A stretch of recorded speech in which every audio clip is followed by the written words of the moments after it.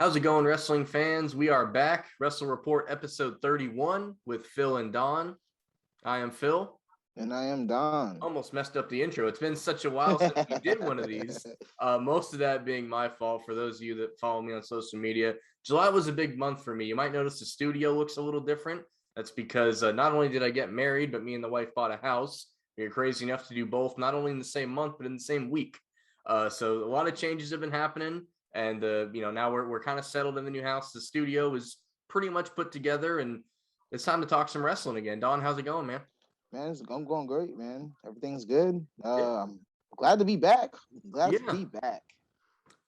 some I'm gonna wrestling. start. I'm gonna start a little off kilter here. Do you know the show Community? Have you heard? Yes. Donald Glover, right? Yeah, Donald Glover's in. Yeah. Have you seen the GIF of when he walks into a room with pizzas and like the whole room's on fire? No, I haven't. Okay, well, it's one of the GIFs you'll see on like Twitter, and that's what I feel like walking back into talking about wrestling after a month, because shit has gone haywire over the past month, mostly in WWE, of course, because that's just how things are right now. And that, I think, is well, first I'll start by saying this. Crowds are back. The last episode we did, they were really starting to, get people in buildings, and now Raw, SmackDown, AEW are, packed to the gills every show they go to. NXT's got some sort of middle ground level of people there. So I just want to start by saying it's great. It makes every version of wrestling that's on right now, even Impact's starting to get like 200 people or something at their tapings. And it's just great to see people, no matter what you watch, there are people and there are, wrestling fans in attendance. And that's great to see. Oh yeah, man, I'm happy for it. I'm glad to hear actual like crowd reactions and not piped in music or piped in audio. So I'm all for that. Yeah, we're recording this at 7:30 on Monday night. I'll probably put this out on a Tuesday, but we're about a half an hour away from Raw actually being in our backyard in Orlando. So, like, hopefully for the people that did end up going, they have a good time. Obviously, Raw hasn't been the best in recent memory, so hopefully they turn that around and they put on a good show for O-Town. But we will start here with the big news of WWE, just more and more releases, man. It used to be, once, maybe twice a year, you get this mass exodus, and now it's like a monthly thing. It's turning the shit almost into a weekly thing. And really it started about 2 weeks ago with the release of Bray Wyatt, which I think is a good place to start here. And like, that's a guy that no matter how much he was misused, even if I'm Vince McMahon and I'm out of touch, I think the guy's earning his paycheck off of his merchandise alone. Like the Fiend, yeah, for sure. And the Fiend, and then like Firefly Funhouse Bray Wyatt, like two completely different characters with their own different lines of merch, are probably both in like the top 5 of merchandise. So that alone, like even from a business perspective, just blew my mind for them to release him. Yeah, when I first saw that, I was like, "Yo, man, this can't be real. This can't be real." And then I finally saw the WWE actually posted a tweet about it, and I was like, "Oh shit, damn, that's crazy. I didn't think that would ever happen." But I do have one theory. That I think I got this from my buddy John. John. Shout out to John. Shouts out to John. Yep. He was saying like, what happens if they just release Bray Wyatt but not the Fiend?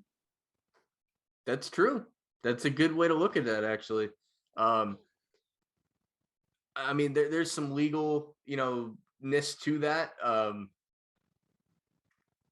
I would love it if they did that. That would actually be the one time, one of the few times they pull things over on you like that. Yeah. And anytime one of these big name guys gets released, the immediate aftermath is, AEW is going to pick them up. There are a million and granted, not that I wouldn't want to see it, but like it would have to be for the right reasons. Like the obvious thing that's there is like the Dark Order, and that was Brody Lee's thing, and Bray and Brody had the brotherhood that they had. So that's something I'd like to see, but like, call me crazy, I would almost like to see similar to like the Hardys, when they were the Broken Hardys in Impact, and they kind of got the run of the place and they got to basically do whatever they want and be as creative as they wanted. I would love to see Bray Wyatt just in Impact for even a year, like a short-term deal, and let him do all his creative stuff. Let him do the visions that he's wanted without like someone like Vince McMahon changing it or cutting it off at the knees. Like, and an Impact, like, like I like it. I try to support as much as I can, but like, you're not going to lose your audience. Your audience is already couple 100,000 on a good week. Like you're not going to, the people that watch Impact are going to watch Impact. There's a loyal several 100,000 people, whatever it might be, between the TV show, this Twitch stream that now they're doing like a YouTube premium thing, which people aren't too excited about, but that's where they got it going right now. But you're not going to lose those people. So if you bring in a Bray Wyatt for a year contract, let's say, or a 12 appearance thing, and let him just do his promos, like I think that would be a great way to like get his steam back. Because if you try and put him right on AEW, you really got to have something for him. Like that's the one thing that AEW has had a problem with. Like they usually figure out what to do with guys down the road. Like Malachi Black's a perfect example, but like he's brand new, and we'll talk about him more later. But the immediate debut of guys isn't always the best. They just kind of show up sometimes. Like Andrade. I'm not a huge Andrade guy. I think Don likes him a lot more than I do. He just kind of showed up, and they're starting to, build up steam. He's got he's got the Guerreros with him now and all that stuff. But as far as Bray Wyatt goes, I think Impact would be a great spot for him to just do what he's always wanted to do and all his storylines and all his characters. And I think for me personally, I would like to see him do that for like a solid year. And then maybe at that point, if it all works out, go to AEW from there. I thought about Impact as well, but then I was like, what would be perfect for him? NWA, just because the old school feeling that they have in the NWA, I think that could bring in like a whole new culture of people to come in to watch, because he's gonna have his followers, wherever Bray Wyatt goes, people are gonna want to watch him. Yeah, people follow the buzzards, that's for sure. But that would be great, and I do think it would just like he would have to tweak the character and make it a little more down to earth to walk, because they don't even have like entrance music, let alone entrances in NWA. So he'd have to find some weird combination of like, I don't want to say Husky Harris necessarily, but he would need to find a way to like tweak the character to be an old school, Rotundo, like his dad and his grandpa was. I've been saying for that same reason, I'd love to see Bo Dallas as just Bo Rotundo, like his old gimmick back in the day, just like the Bo Leave stuff, like that sort of thing I think would fit NWA too. And Curtis Axel, if I could pick one guy to go to NWA, period, it would be Curtis Axel, Joe Henning, Mr. Perfect Son. You build that guy up, you strap a rocket to him, and in about 6 to 8 months, whatever the big show is for NWA, you do, Axel, Henning, whatever you want to call him, versus Aldis for the title. If I could book one thing in wrestling right now, that's what it would be. I don't even know if Joe Henning, Curtis Axel, I don't know if he's attempting to wrestle again. I don't know if he's kind of cool with whatever he's doing now. But if he ever, if I could book one thing, I think it would definitely be that. That's not even a bad idea, actually. I think that'd be perfect for him, because I still think that he's talented. Yeah. In his own way. He's really talented, and he has the legacy of the Mr. Perfect. So it's perfect. I do. The more I think about you're saying Bray Wyatt and NWA, like he would have to want to do it. Which what I mean by that is like they're never going to be the highest bidder, but if it would almost be like, to me, it'd be the modern day equivalent of when Steve Austin got fired from WCW, and Heyman's like, you want to just come cut promos on my show? And like literally imagine Bray Wyatt just at that NWA interview table saying whatever, contorted thing comes out of his mind every week. Like that alone would be worth the $5 a month you need to watch NWA, like just to see his promos. So yeah, again, he'd have to want to do it. It wouldn't be, for monetary gain, I wouldn't imagine, but like there's very few places I wouldn't want to see him. I mean, the only place I wouldn't want to see Bray Wyatt would be maybe Ring of Honor, just because they're so, AEW try to say they're sports based, but like Ring of Honor really is. It's truly almost only about what you do in the ring. Wrestling. And not that Bray can't do that, but that is not like, that's like level B for him. A is his presentation and his promos and stuff. So like anywhere short of Ring of Honor, if he pops up somewhere, I'm going to be excited about it. Facts. Same here. So we were actually hanging out. You mentioned John earlier. We were hanging out, the three of us and some other people, on Friday, and we even had SmackDown on. I'm trying to give you some ratings, WWE, and then in the middle of SmackDown, this is what made it the weirdest thing. Another wave of releases, literally at like the 9 o'clock hour, like right at the halfway point of SmackDown. And granted, some of them were kind of lesser known, Performance Center, regulars, if you will. But the two biggest ones to me the biggest one for me is Bobby Fish, but for a lot of people, the biggest one is Bronson Reed. And I could make an argument for either, but like, which one were you more shocked about? I was more shocked about Bronson Reed just because he was supposed to be getting called up to the main roster. Yeah. And they basically just had him continue losing ever since he lost his title against to Swerve. Yeah. And for the North American title. So it was like I seen it coming, but I didn't think I just thought he was gonna get called up before he got released. Yeah.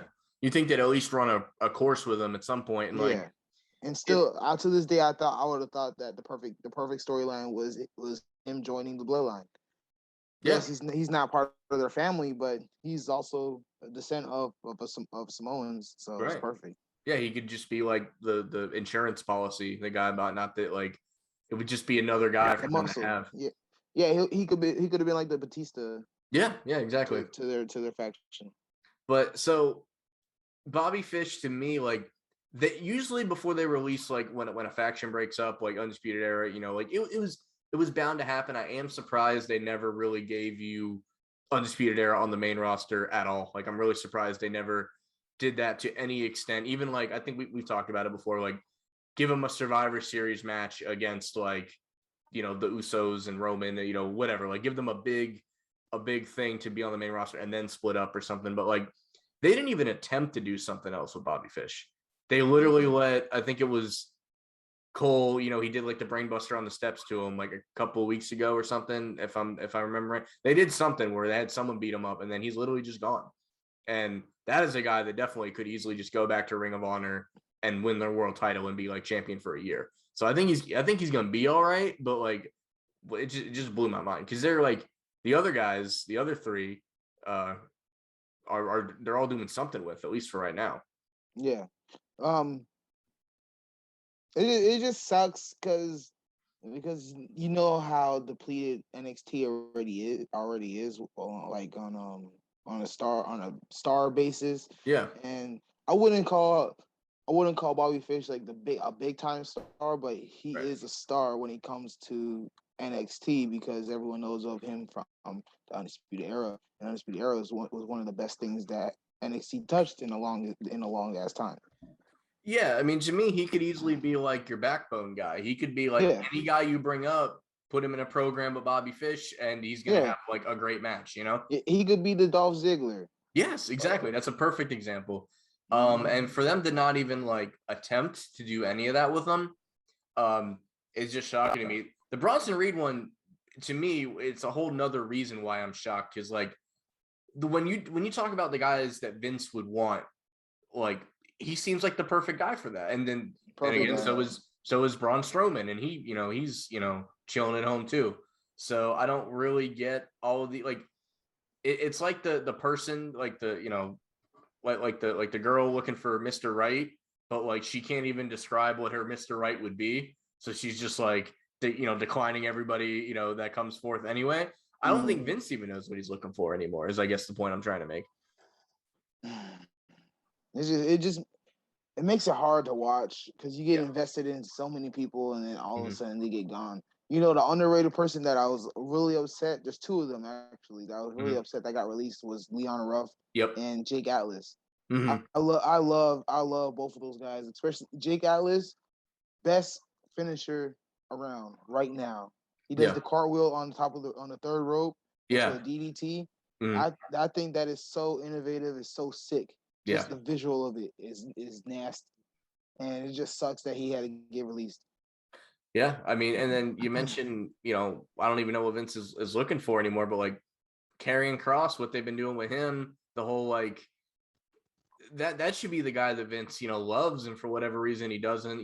Keith Lee's another guy that we don't know what the hell they're doing with him. And we used to, not just us, I'm sure we did this, but like guys used to be really picky. Like the show used to be buttoned up and like, yeah, if your guy didn't win, you might like send out a tweet or something. But now things are just like, you feel like you're on the Titanic. And I don't care if it's Raw, SmackDown, or NXT, because they're all getting, released from every which way. It just feels like the Titanic, to the point that I'm calling it a rumor, but it's all but confirmed that I guess they're going to convert NXT back to, the word was thrown around was rebranding, which isn't correct because I don't think they're losing the name NXT, but they are going to, reformat it, I think is a better word, to straight up developmental again, basically the way it was when it was FCW or the early years of NXT. I felt like it was already good enough. Yes, Yeah. they did they did lose. NXT did lose against AEW in that sense, but I feel like they could have still kept those guys around and build something that they already. I mean, I feel like NXT was still a good show. It's still the second best show, in my opinion. Yeah. Of the WWE 4 shows that they have. So it's like. So are you in using those words? You think SmackDown's the best? Yeah. Okay. Yeah. That's fair. Like, I think most people would have still said NXT was the best, but like SmackDown, you get good matches and you get the full production of WWE. So like, I get it. And like I've said multiple times, I know we haven't been on the show in a while, but like if I'm gonna watch WWE on a weekly, it's SmackDown. I don't really like Raw starts in 15 minutes, and I'm in no hurry to close this episode out. Let's just put it that way. But I do want to say this too, like, a lot of people say like, oh, the CM Punk, and we'll talk more about him in a little while. The CM Punk like pipe bomb like got you back into wrestling. Like I don't know if that was the case for you, but that's the case for a lot of people. That was certainly the case for me. And then I kind of faded out again. And then around 2014 or 15, Billy, who's been on the vlogs and stuff, shout out to Billy, calls me and goes, hey man, there's an NXT house show in Daytona Beach. Do you want to go? And I haven't been to wrestling in like 3 years. And the main event was Bo Dallas, his NXT champion, for Sami Zayn, house show for the title. And Billy Gunn was randomly the special referee. I remember that I don't know why they did that, but like NXT got me back into wrestling. And it wasn't the super indie fest that they turned it into. Basically what they tried to do with NXT was out indie the indies. And that was always just a weird goal to have to me. But even back when Bo Dallas was the champ of NXT and like Enzo and Cass were there and they were the really green tag team. And, you had guys like Mojo Rawley and even Adam Rose. Like we knew it was developmental, but like that didn't hinder me from enjoying the product. So just because they're going back to sort of that sort of thing doesn't necessarily mean it's going to be a bad program. It's just not going to be a super indie thing anymore. And like I've watched NXT the past 2 weeks because luckily it's not on when AEW is anymore, so I can watch it. And I love like Top Dollar, like the guy that was in the Hidden Treasures episode. Like I love that whole group. Like they're green as hell, and I'm just looking forward. I just enjoy watching them do their thing. And like if you know what you are, a little self-awareness goes a long way. And like, granted, they didn't need, I don't know when they finally turned the corner of like calling it a third brand and letting them do their own thing. But like, it's not the worst thing in the world.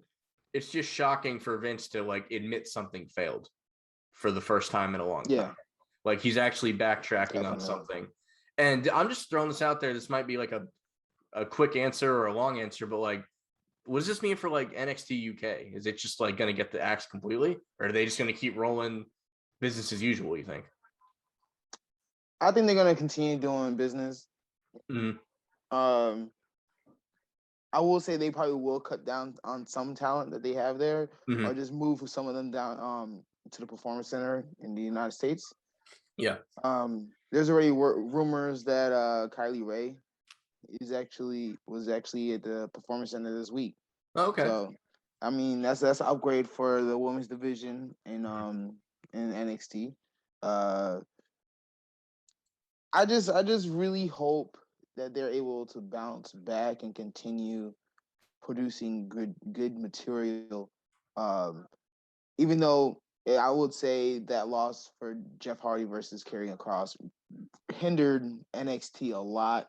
Yeah, because a lot of people were just like over Vince McMahon being Vince McMahon, doing Vince McMahon shit, which I don't blame him because I'm tired of that shit too. Yeah, and I mean, don't get me wrong. Like, I'll say it to anyone who will listen. Like, Jeff Hardy's my favorite wrestler of all time. Like, I know he's 43, and like the general idea of Kross versus Hardy with the right storyline, like I'll take 10. Like that could have been cool. And even like, what if that match built for some reason, you know, it was maybe he jumped Jeff Hardy to get a, you know, to make his presence known on his Raw debut. And Jeff's like, man, I know I'm an old man, but like, you know, you got to treat me like the legend I am. And like that match built for a month, and Jeff Hardy, you know, the veteran, like gets one over on the, you know, the new guy. Like they could have made that into like a cool story. Like you could have done the same finish. It just needed a story behind it. And then apparently they were going to do it again. And then Jeff got COVID, which, you know, I assume he's doing well. I haven't heard much else about it, but like apparently they were going to do it 2 weeks in a row. And then they had him, I think, beat Keith Lee, and then Keith Lee beat him. Like it made no sense, man. See, now I would have been okay with that too. I was okay with Jeff Hardy winning. Yeah, it was just I just didn't like the fact that he won in such a short time. Like if Jeff Hardy was getting ragdolled all throughout the ring, which he like did 5-6 minutes. I mean, the match was only like 3 minutes, and he's getting thrown around for 2 of it. So like, there was there's a version of that it worked. It's just not the version we got. Yeah, and like and I'm all for the baby face cheating to win, to get the upper hand to win. I think that's the part that's the part that threw me off the most, because like, when have you ever seen Jeff Hardy? I've seen heel Jeff Hardy not do that, you know, like in like Impact and stuff. I think that threw me off more than anything. And I was okay with him with the tactics that he did. Oh, he can't beat him straight up, so he has to cheat to win. Right? Yeah. Okay. I'm all for that. It's just the fact that it was such a short match. When I first saw it, I was like, okay, it's gonna be a squash match. This is gonna be easy peasy for Karrion. And then for Karrion to lose, I was really, really shocked of how he lost and the timing matter. The timing matter that he lost.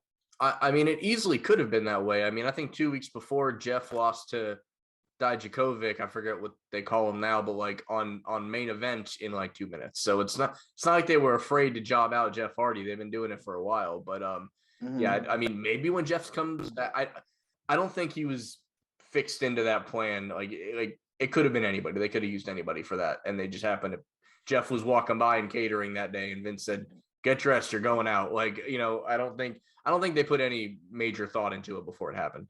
I think the main thing was for him to re-debut. No More Words, the song. No More Words. Yeah. That was. I think that's the main reason.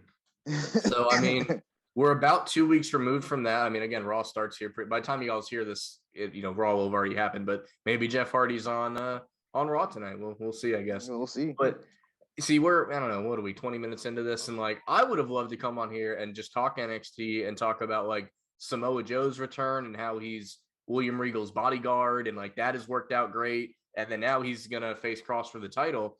And I thought that would just have been a great thing for like Cross to beat Samoa Joe and then like go to the main roster. But due to all these rumors, I think that Samoa Joe's gonna win the title and be like the gatekeeper of developmental for who knows how long. That's where I see this going.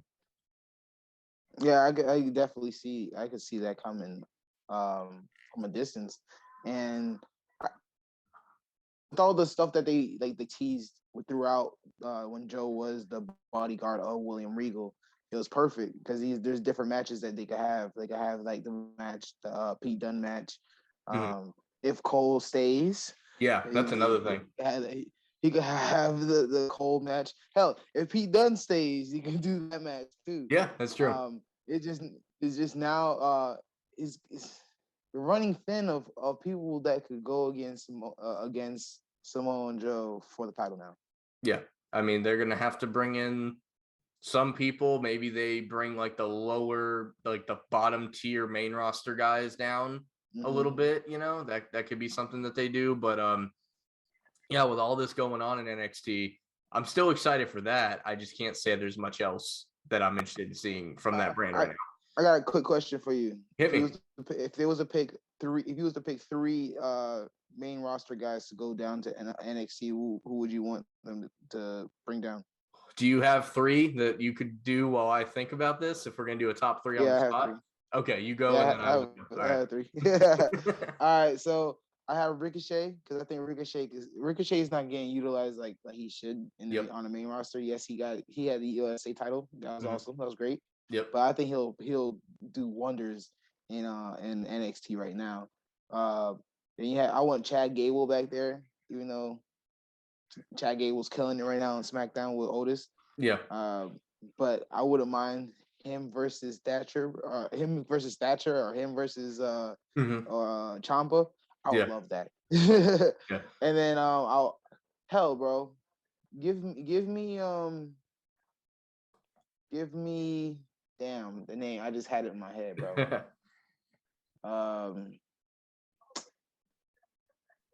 Bro, you know what? Give me the Miz. Send the Miz down too. Why not?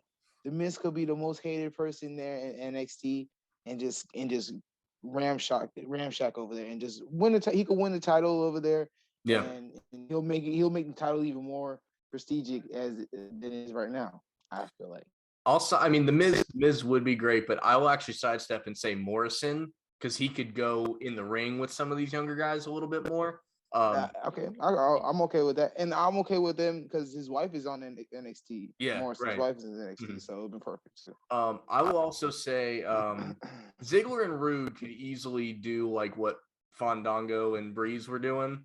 Like they could just be like a tag team, gatekeeper. Also, I agree with Chad Gable too, but as a single, like let him be like a wrestling machine. Yeah. Let him be like the next coming of Kurt Angle and win the North American title and be crazy about it. And then I think that's 2 or 3, but another one, I want them to use Pat McAfee the way he wants to be used and let him get back on NXT and maybe not wrestle every week, but like, get in as a wrestler on a semi-regular basis. That's the guy that would bring some attention to the brand because he's killing it on SmackDown though. I will say that. See, I'm all for McAfee going back to NXT doing his thing, but he has to stay on the announcing desk as well, just because he is basically carrying SmackDown. It's Roman Reigns and then it's Pat McAfee, right? Not too far away from Roman Reigns, right? In my opinion. So I'm all you're right. I would love to see McAfee go. Give me another McAfee versus Cole match. I'm cool with that. Definitely. And I've said it before, especially when they did War Games, like you need to give the guy a win. Like he's done so much for your company already and your ratings and your everything. Give him a feud with, I don't know who, but just off the top of my head, I can't think of somebody, but just like someone that it would be entertaining for, like LA Knight. What if he roll up, grab the tights and like got the $1 million belt back so he could return it to the $1 million man? That would be awesome.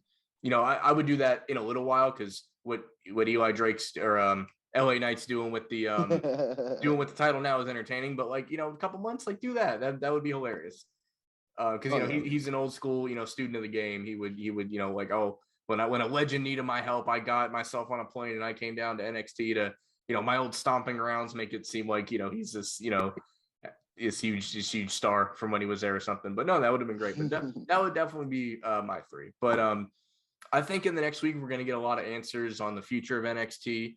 It looks bleak now, but even if it does become true developmental, I'm almost more excited for it once the dust settles. Like it sucks that a lot of people had to lose their job and everything, but it'll become what it was always meant to be. And it did get a little too big for his britches, and like turn Raw into the super indie. Like put all those guys there. Nobody's watching Raw anyway. Every other week is their, lowest rated show ever. So like let SmackDown be your, Roman Reigns and let Vince do all his shit on SmackDown and put Adam Cole on Raw in 2 weeks and have him start like running the show instead of this Goldberg crap. Like how many times have we said it? We've done this show for 31 times and at least half of them we mentioned we don't mind Goldberg, just stop putting him in title matches. Plenty of times. Yeah, plenty of times. But I think that's a lot of the NXT. So like I said, I think we're gonna know a lot more in the next weeks too. Yeah. I would say after TakeOver, to be honest. After TakeOver, I think that's when they're gonna hit that restart button. Yeah, that's a good point. And that's in what? That's in a few weeks still, right? 2 weeks, I believe. 2 weeks. No, okay. Yeah, 2 weeks. Yeah. So that's when we'll know. For as far as to jump over to AEW, I just got 2 major bullet points I want to talk about here. They're still rumors because they're not confirmed, but like we talk about them as if they are. CM Punk and Bryan Danielson are expected to both be in AEW by the time All Out, if not before. Out of the two, who are you more excited to see? To be honest with you, if I had to pick one, it would be CM Punk, just because you haven't seen him in over 10 years. Yep. But to be honest, I really don't care. Don't care about either? Not really. I'm okay. I love Bryan Danielson. I love him. I love him to death. I'm always gonna say, like, AEW is starting to pick up too much talent. I agree. There's too much people on your roster already, and I don't know if I told you. I think I probably told Billy. I was like, man, they need to cater to the people they actually started off with more. Yep. Just because I haven't seen Joey Janela in forever on AEW. That's not a bad thing always, though. It's not a bad thing, but it's also like he was one of the first people to get to join. And like, yes, you still see your Hangman, you still see your Orange Cassidy, you still see your Jurassic Express, you still see all of them, but you don't get to see the lower tier people like your Sunny Kisses, your Joey Janela's, your Trent. You really see the best friends. You just mainly. I think one of them is still hurt, right? I think Trent's hurt because you see Chuck Taylor and Cassidy a lot still. Yeah. But I feel like there's so much other people there, and they're because they're on Dark or Elevation. You got to watch those shows. But that's a YouTube show. Yeah, I want to watch it on TV, man. Yeah, like I watch the YouTube shows, but like not with any regularity, So like if I want to see some guys, I'll put it on. If I just need something on as background noise or whatever. I definitely want to see Punk more than Bryan because, like, again, we've seen Bryan for the better part of 10 years. We didn't get him for like 2-3 years, and I'm glad he made his return. But even towards the end of, like, I wasn't super into like the stuff he was doing with Drew Gulak and stuff. Like, it was stuff he wanted to do. And I think Bryan will come in for like 10 or 12 matches and then go to Japan and just wrestle where like all that matters is the wrestling. And the reason I want to see Punk, like I'm sure you've seen like his documentary that WWE made, back in the day, everyone got a documentary in that era. And like, he just talked about how much he loved wrestling and how passionate he was about it. And if he could get like 60% of that back, that's the Punk I want to see. I don't want to see an unmotivated CM Punk. I would rather not see him than see an unmotivated version. So if he does show up, I just hope, 10 years gone, maybe he wants to do it for a year, maybe 2. I don't see him doing it past that.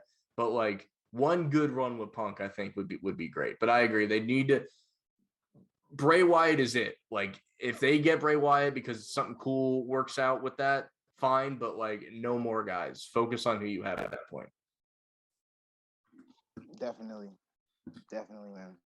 But speaking of debuts and stuff, we're gonna close it on this. Last week on Dynamite, Aleister Black, Malachi Black now totally destroys Cody Rhodes in something that was I called my shot on Twitter. I said this is gonna be just like the Brody Lee squash for the TNT title. Ended up being that way. What did you think of this?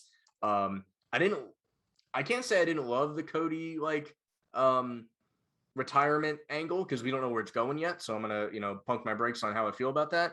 I did truly think for a minute it was going to happen because he's like, this is the AEW amphitheater and this is as good a place as any to do this. But how good did Black look? And like, what did you think of all that? Malachi looked strong as hell. I still love the fact that he's selling the eye gouge from Raw a couple last year. I'm loving all that. I'm not a big fan of Cody, man, and they're definitely doing the same thing that he did last year with Brody Lee, because of the show, the Go Big show that he's on. I would have been okay. I would have been even more fine if the match was actually competitive instead of a squash. That was my biggest thing because we all know Cody Rhodes is a good wrestler. Well, I don't think they could have put on. I don't think it's the last time. Like we'll get a rematch more competitive. So like I if Cody's not like, your cup of tea, I get it, but I don't the Cody hate to me is not warranted for the most part. Like people want to compare it to Triple H, and I'm sorry, I just don't see it. Like 2 months into the company, the guy made sure he could never win his world title. Like he's great. A lot of what he does is overbooked and overproduced, and like you don't need a blade in every match. Like I get that kind of stuff, but like for me, for the most part, a lot of the Cody hate, and I'm not saying you necessarily, he's just not your bag, your cup of tea or whatever, which is fine. But for a lot of people, I think it's very unwarranted how much they hate Cody. Yeah, I understand what you mean. Yeah. But what really took me out of the whole me liking Cody was the whole Nightmare versus QT and his game. That took me out of liking Cody altogether. Mm-hmm.